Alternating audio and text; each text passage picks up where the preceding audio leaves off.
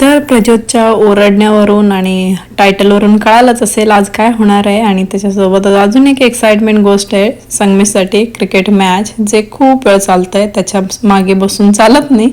So आलेले आहेत बाहेर आज बटाटो शेवटी काढायला. खूप दिवसापासून चालू होतं त्याचा.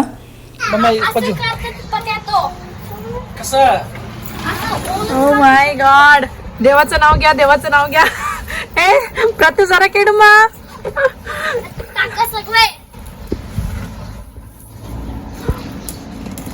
Oh my god, I don't think so.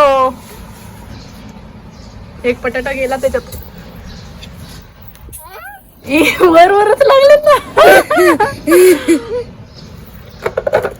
बरच मोठे झाले तर एवढेच येत संपले म्हणून. तर आले एवढेच 3-4 मोजून, छोटे आहेत खूप, यूज मध्ये पण येत नाही तसे, पण अपेक्षा खूप होते आमचे. वाटलं होतं पूर्ण कुंडल भरलं असेल, म्हणून आम्ही चेक पण करत होतो की म्हणजे मातीवर किती पडतंय तेवढं बटाटो वाढत असतील. पण काय माहिती, थोडंसं आत खोल लावले असते तर मे बी अजून आले असते, भरपूर आले असते. आणि किती टाइम मिळाला त्यांना खरं तर. हे वरचे तर खराबच आहेत. हे कसं यूज करतात परत लावा की. हे बटाटा माग नाही नको म्हणतो त्यांनी. हे काय मम्मा, पटॅटो म्हणा, पटॅटो म्हणा. Potato 1 2, potato 3 8 9 10 11 12. 12 झालेत ना. अजून एक तू हे केलता, 1 डझन लागलेत बघ. 1 डझन. तेच 1 डझन कुठं लागलं म्हणे.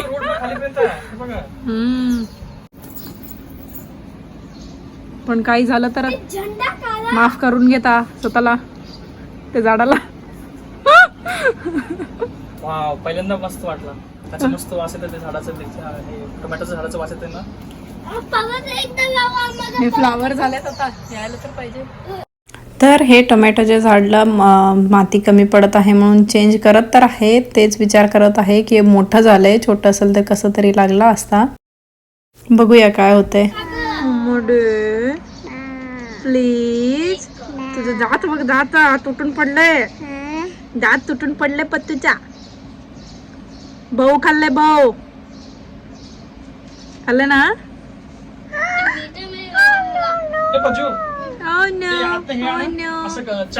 आता किती का असे ना, कसले का असे ना आलेत आमच्या शेतातले म्हणून त्याचं काय तर करायचं बनतंय.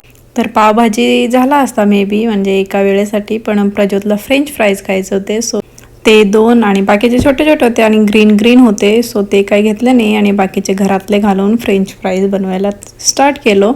तर कट करताना पील करून झाल्यानंतर काही कळालं नाही, पण कट केल्यानंतर कळालं की त्यातलं एक मोठा, सगळ्यात मोठा जे म्हणजे त्याचं काहीतरी झालं असता तेच मेन खराब आहे. सो ते टाकून दिलो आणि बाकीचे घेतलं वॉश करायला. वॉश करून झाल्यानंतर आता दम नव्हता, प्रज्योतला पाहिजेच होता लवकर. सो टिश्यू पेपरनी ड्राय करायला काय ठेवले नाही मी, टिश्यू पेपरनी सगळं पाणी काढून घेतलं त्याच्यातलं. तसं ह्याचं रेसिपी मी स्टार्टिंगला एअर फ्रायर आल्या मी टाकले होते, पण आज परत एकदा तेच दाखवत आहे. आणि साईडला जे ठेवलं आहे कोथिंबीर, ते कोथिंबीर पण तिथलंच आहे बाल्कनीमधलं, एका कुंडलमधलं. मस्त छोटे छोटे आहेत ते, त्याला लगेच सीड्स व्हायला लागले होते म्हणून काढून टाकलो आम्ही. घेतलेलं आहे, त्याचं काय होतं बघूया आता, म्हणजे अजून याच व्लॉगमध्ये दाखवते मी. सो हे रेडी झालेले आहेत. एअर फ्रायरमध्ये मस्त क्रिस्पी बनतात, ऑइलमध्ये किती पण फ्राय करा होत नाहीत ते. तर इथे फ्रेंच फ्राईजचं ऑप्शन आहे, मस्त क्रिस्पी बनवून येतात. बघूया, वेळ लागत नाही, एक 10 ते 15 मिनटात हे क्रिस्पी बनत आहे. थोडंसं परत फिरवून घेतले खालचे पण भाजायला, तर थोडंसं ऑइल कमी झालता माझा, बाकीचं थोडंसं ऑइल जास्त टाकलं की टेस्ट पण होतात. मस्त झाले क्रिस्पी एकदम. डोळे बंद कर. नो काय नाही, थांबा.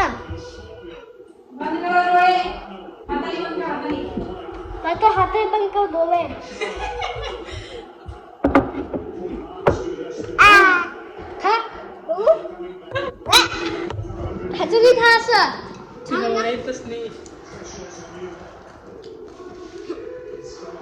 काय झालं रे, गरम आहे.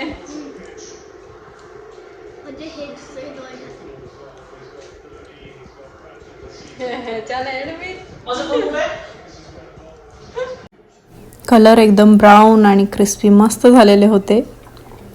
आणि त्यानंतर रात्री इथे मसूर डाळ शिजवून घेतलेले होते, त्यात टमॅटो आणि शेवगा घातलेली होते. तर त्याचं संगमेशकडून मस्त आमटी मिळालं, जे आमच्या शेतातलं सिलेंडर घालून केलेला होता. त्याच्यासोबत भाकरीचा बेत होता. रात्री मोस्टली भाकरी करतो आम्ही, छान वाटते. पीठ मिळायला लागले मग मस्त बनवतो. तर त्याच्यानंतर हे सेकंड डे आहे, संडे होता वाटतं. प्रज्योतला खूप प्रचंड ह्याचं क्रिकेटचं वेळ लागले त्याला. त्यांच्या डॅडा तसंच आहेत तर त्याला पण तसंच बनवतात त्यांनी. आणि प्रत्युषा त्याच्या दादाचं अण्णा करत त्याच्या मागं फिरत जातो. असंच टाईम एकांच्या मागं एकटे, मी मुलांच्या मागं मुलं, प्रजूच्या मागं प्रजू त्यांच्या डॅडांच्या मागं, असं चालू असतं रुटीन आमचं.